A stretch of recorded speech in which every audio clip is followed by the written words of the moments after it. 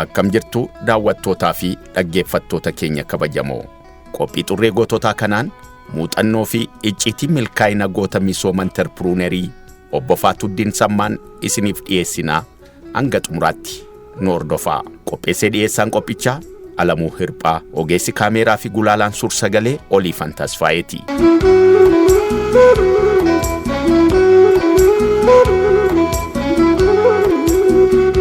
Magaalaan Adaamaa magaalota Oromiyaa riijiyoopoliitiyaan caaseffamanii argaman keessaa tokko yoo taatu, Finfinneerraa gara bahaatti fageenya kiiloomeetira 90 irratti argamti.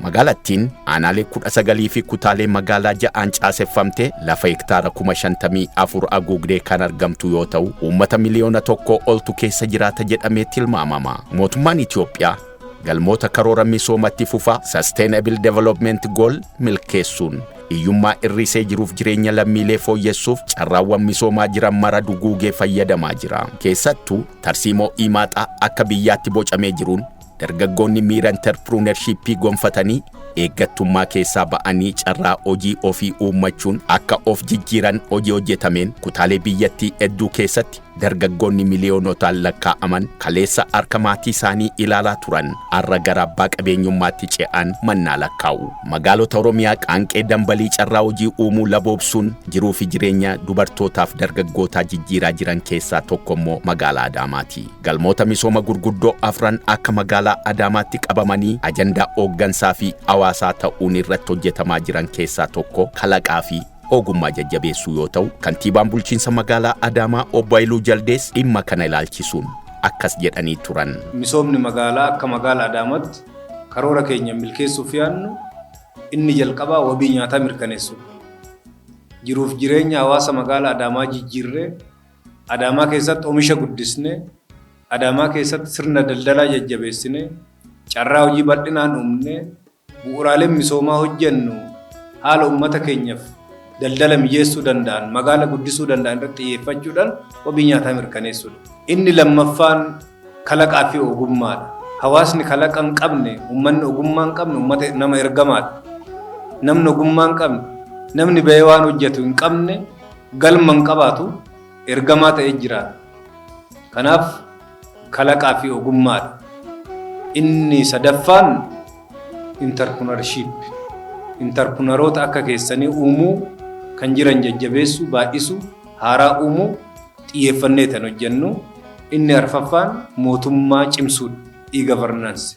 Mootummaa dijitaalessuudha, ammayyeessuudha.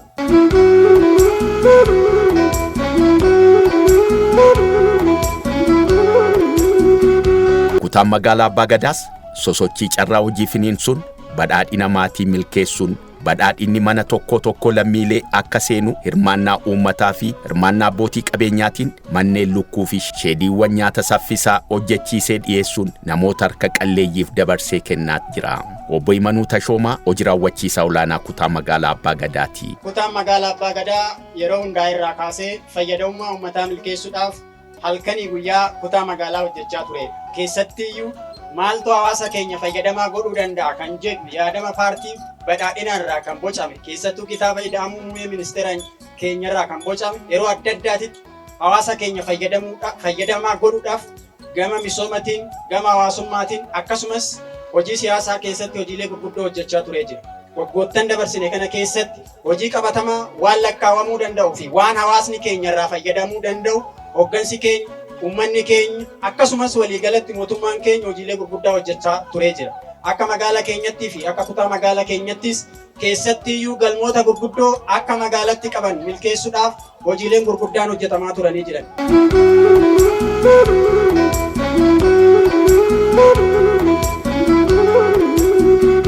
Aanaan Odaa immoo aanaalee kutaa magaalaa Abbaa Gadaa jalatti argaman afran keessaa tokko yoo taatu, aanaa hooggansa dubartootaa qofaan caaseffamte hirmaannaa uummataa finiinsuun hojiilee misoomaa fayyadamummaa lammiilee mirkaneessan hojjechuun madda muuxannoo gaarii taatee tajaajilaa jirtu aanaa xurree jijjiiramaa saaquun dandeettii fi beekumsa dubartootaa hojii qabatamaan raggaasisaa jirtudha. Aanaa Odaa keessatti dhimma carraa hojii uumuu ajandaa ijoo hooggansa aanichaa taasisuun dargaggoonnii fi dubartoonni potenshaala misoomaa aanattiin qabdutti fayyadamuun waldaan ijaaramanii hojjechuun hiyyummaa akka mo'atan gochuuf xiyyeeffannoon hojjetamaa jiraachuu bulchituu bulchiinsa aanaa Odaa Aadde Indiyaa Jamaaltu dubbata. Kutaan magaalaa Abbaa Gadaa bulchiinsi aanaa Odaa hojiilee babal'aa hojjenna gama hojii carraa hojii uumuutiin akkuma beekamu sadarkaa naannoo irraa kaasee akka magaalaa keenyaatti illee keessattuu baroottan darbanii fi barana sochiin hojii dhabaa hojiitti galchuu warreen hojii keessa jiran immoo daran akka hojii isaaniitti irratti ciman taasisuuf sochiin taasifamaa ture bal'aadha jechaadha. Kana keessatti bulchiinsi aanaa Odaa hojiilee babal'aa hojjennu kana keessatti tokkoffaa warreen kanaan dura carraa hojiin argatiin dargaggeessa sadarkaa aanaatti qabnu carraa hojii laachuu keessatti gahee guddaa kan taphannee fi hojii guddaa kan hojjetamaa jiru ta'uu isaati jechaadha. Bara kanas akkuma reef ka'e naannoo dargaggeessa 1,500 ol ta'u carraa hojii dhaabbii kan argatan ta'uu isaati jechaadha. Kanaaf hojiin gama kanaan keessattuu gama waajjira carraa hojii uumuu fi ogummaatiin dargaggeessa ogummaadhaan gahoome uumuu keessatti hojiin bal'aan kan hojjetamaa jiru ta'uu isaati. Dargaggeessi nuti qabnu carraa hojii argatee qaxaramuurraa gara qaxarutti akka darbuutitti hojiin naannoo kanatti hojjetamaa ture bal'aadha jechuudha.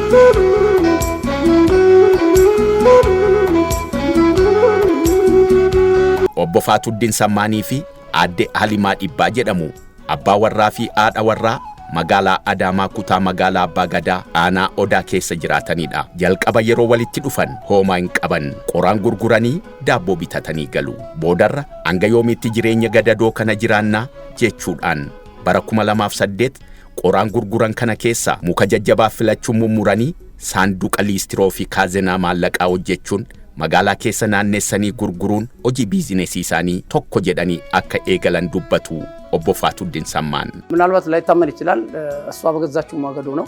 እኔ ሰው ቤት እየሰራው በነበረ ሰዓት ኑሮን ለመቋቋም ካለ ፍላጎት አንፃር ማገዶ ለመሸጥ ብላ ማገዶ ገዝታ Wantan dubbadha mana mudhiisuu danda'a. Yeroo mana namaa hojjechaa turetti jireenya koo injifachuudhaaf fedhiin qaburraa kan ka'e qoraanaati warraa koo bittee gurgurtu keessaa isa filatamaa ta'e filachuun walitti qabee hojii kana yeroo boqonnaa qabutti hojjedhee akkan gurguruuf na gaafate. Anis immoo tole jedhee mismaara bituudhaan mukkeen sanarraa meeshaalee istiroo fi qusannaa hojjechuudhaan isheenis baastee gurguruudhaan hojii kana tokko jennee eegalle. Yeroo sanaas geenye jennee beekuudhaa baannus gara hojiitti gaafa gallu hiyyummaa keessaa bahuudhaaf fedha qabna ture. Maatii keenyarraa hiyyummaa dhaaluu waan hin barbaanneef maatiin keenya rakkoo isaan qaban irratti rakkoo biraa akka hin taaneef gara fuulduraatti ce'uudhaaf karoora baafannee gara hojii kanaatti galle jechuudha. ወደፊት ለመግፋት እቅዶችን አስቀምጠን ወደፊት ወደ ስራ ገባን ማለት ነው እና እሷ ማገዶውን እየገዛች እኔም ከስር አሮጌ ዕቃ እየገዛሁኝ Kanaafuu haati warraa koos qoraan bitaa anis jala jalaa meeshaalee moofaa bibbitaa gara fuulduraatti deemuu eegalle. Achiin boodas carraa mootummaan mijeesse fayyadamnee maayikiroo faayinaansii xixiqqaan akka gurmoofnuuf gaaffiif nuuf dhiyaataa ture. Carraa sanas fayyadamuudhaaf baay'ee tattaaffii taasiseen intarpiraayizii dhuunfaadhaan galmaa'een hojiitti seene. ኢንተርፕራይዝ ተደራጅቼ ወደ ስራው ገባሁ ማለት ነው።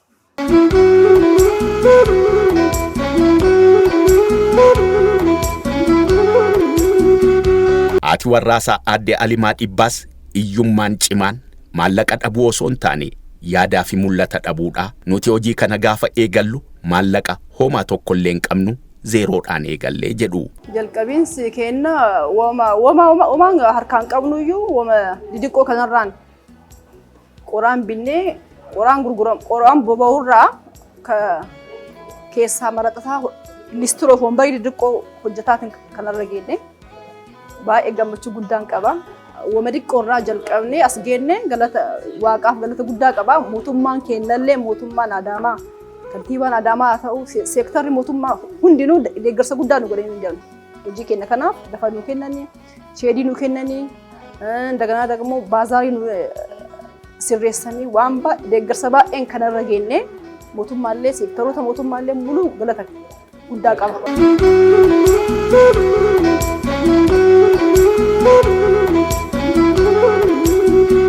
Hojiin waggaa 8 dura saanduqa liistiroo fi kaazenaa maallaqaa hojjetanii gurguruun tokko jedhanii eegalan har'a gara dhaabbata oomisha meeshaalee manaaf Faatuu Farniicharitti guddachuun yeroo ammaa kana of bira darbanii dargaggoota 60f carraa hojii uumee daandii milkaa'ina gaarii irra jiraachuu dubbatu Aadde Halimaan.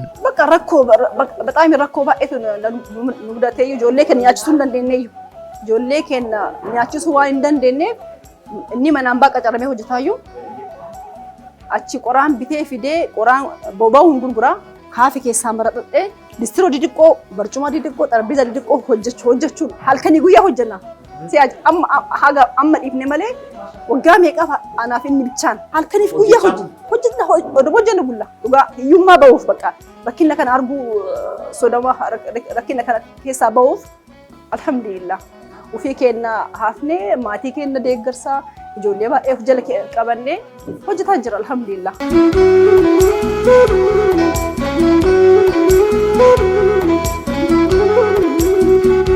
Keessoo woorkishooppii dhaabbatichaas haala kanaan qalbii namaa.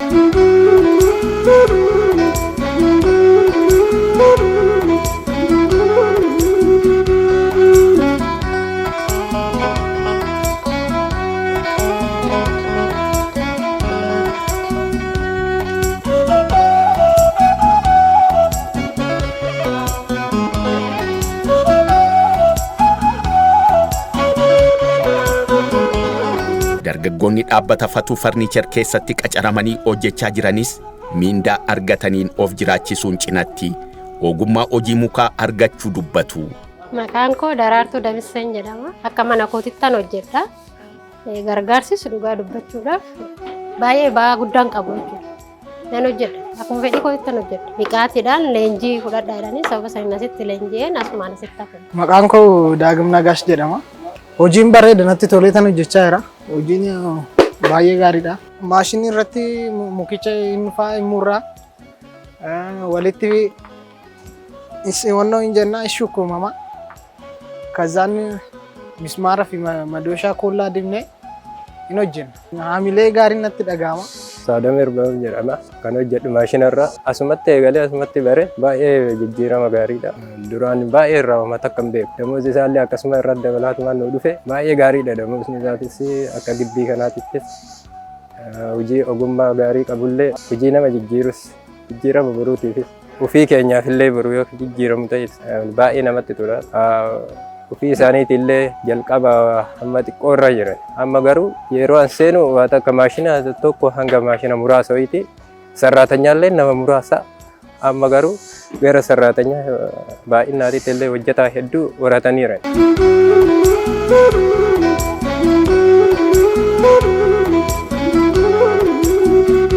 Ogummaa argatan kanaanis of danda'anii ba'anii hojii mataa ofii uummachuuf qophii ta'uu dubbatu. Muuxannoon koo gaadha. Danda'ee osoo of danda'ee ba'ee waan tokko uumee hojjedhee natti tola. Humni jiraatee ta'ee ba'ee hojjedhee dasna'e. Hundeessaa fi abbaan qabeenyaa Fatuu Farniichar obbo Faatuddin Sammaan milkaa'ina hojii isaaniitiif deeggarsaa fi ordoffii bulchiinsi magaalaa Adaamaa fi bulchiinsi aanaa Odaa taasiseef galateeffachuun gara fuula duraattis dhaabbaticha gara warshaa MDF'tti ol guddisanii babal'isuuf karoora waan qabaniif bulchiinsi magaalaa Adaamaa lafa hojii bal'aa akka kennuuf gaafatu.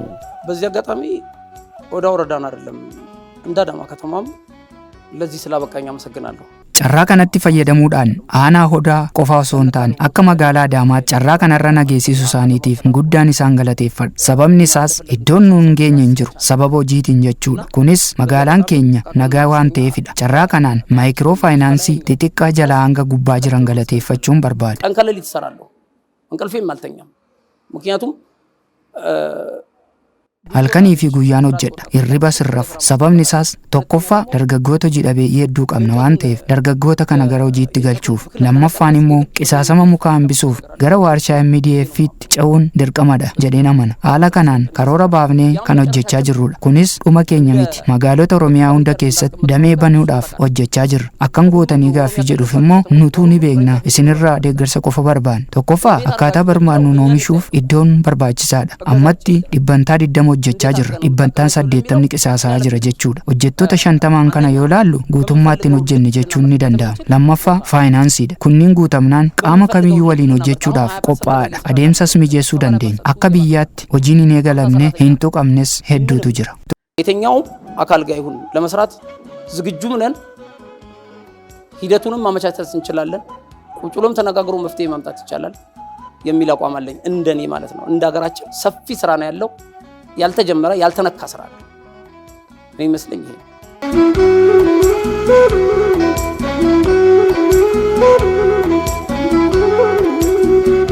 Adde Alimaanis yaaduma abbaa warraa isaanii kana cimsu. Amma galata kennuu kan barbaadan seektara mootummaa hundaaf galata guddaan qaba. Isaantu deeggarsa nu godhee sheedii nu kennee bakka baazaarii nu mijeessee hojiin kennallee hojii hojjannu kun nu guddatee namni beekee itti fayyadamaa jira bitaa jira. Baay'ee bareeda. Mootummaan nu gargaaree bakka guddaan nu geessee nutti tola. በጣም ይተደብኔ ጅራ halkani guyyaa hojjanna sinjale jira halkani guyyaa halkan jennu guyyaan jennu asumatti argama gaafunda gaaf takkatti mana oollu bakka sanbata diqqaan ala mana oollu mootummaan deeggarsa lafaatiif deeggarsa faayinaansii yedoonu mijeessee kana caala guddannee nama baay'ee ijoollee baay'ee ammannee jiraachuu hojjechuu hin dandeenna. Carraan dhaabbata kana eega bakkeen nu mijoofne bakkeen mootummaa eega nu kennine hojii kana ufafoo gegessuun hin dandeenyu. Nama ijoollee dhisnee ijoollee diqqoon hojjanna bakka mooyaa kenna waan ta'eef hojiin kun hojii kenna nu hojii waan tureef kana difne hojii biraa hojjechuu hin dandeenyu. Ijoollee dhisnee ijoollee diqqoon ufuma seennee hojjanna. Lafti eega kiraa fudhattee hojjechuu hin dandeenyu gizee ammaatitti kiraan illee guddiidha. Mootummaan odoo kana xiinxallee laalee nu sirreessee lafa faayinaansii eega nu sirreessee ijoollee baay'ee qabannee hojjechuu ufafoo deemuu hin dandeenyu jedhee yaada.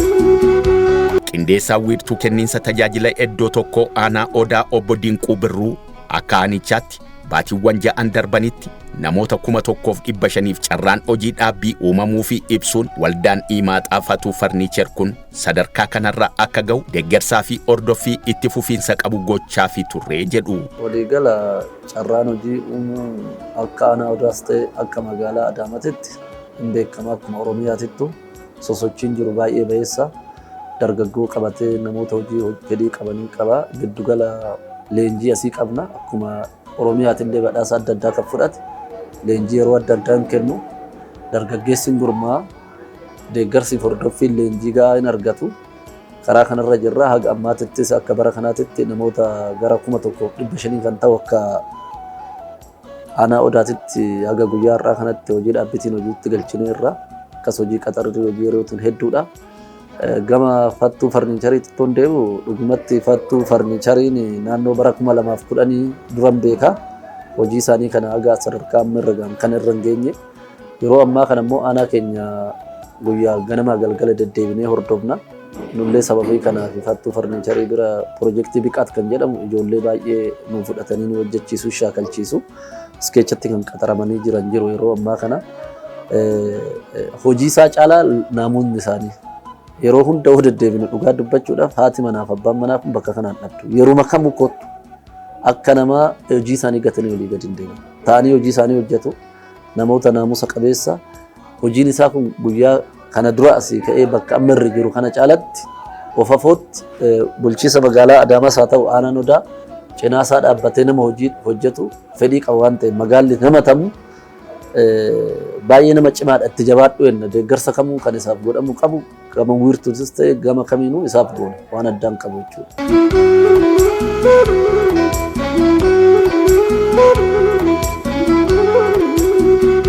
Bulchituun aanaa Odaa Aadde Indiyaa Jamaal sochii hojii dhaabbata Fatuu Farniicher erga daawwatanii booda yaada kennaniin hojiilee bu'uura industirii ta'an akkasii babal'isuu fi itti dhiyeenyaan ordofaa rakkoo isaan qaban furaa fi deemnaa jedhu. Hojiin isaan hojjetan waan lama tokko dargaggoota gohoomsuun dargaggoota abbaa ogummaa taasisuun hojiin isaan hojjetan isa tokko ofiifis har'as borus ogummaa kana caalaa akka babal'atu kana caalaa abbaa ogummaa akka ta'an akkaataan isaan leenjii fudhataatti deeman immoo bal'atu jira jechaadha. So nuti akka bulchiinsa aanaa Odaatitti deeggarsa isaan barbaachisu kamuu taasisuuf qophiidha jechaadha.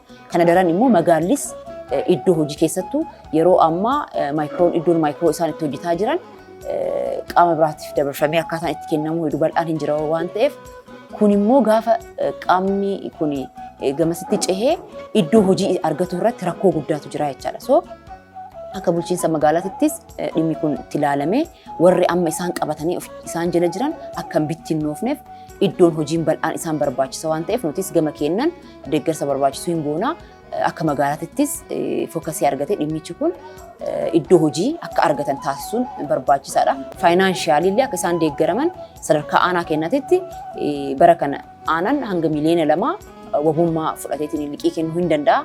Wanti mijeessinuuf bal'aa hin mijeessinaa fi magaallis waliin taanee dhimma kana akka iddoo hojii argatan taasisuu keessatti gahee keenya hin baannaa waan jedhu kana kaasuu barbaada. Egaa daawwattootaa fi dhaggeeffattoota keenya kabajamoo qophiin xurree goototaa dhaabbata Fatuu Farniicharii irratti xiyyeeffannee isiniif dhiyeessaa turre kanumaan xumurameera. Qopheessee dhiyeessaan qophichaa an Alamuu Hirphaa, ogeessi kaameeraa fi gulaalaan suur sagalee Oliifan Tasfaayee turre horaa bulaa deebanaa.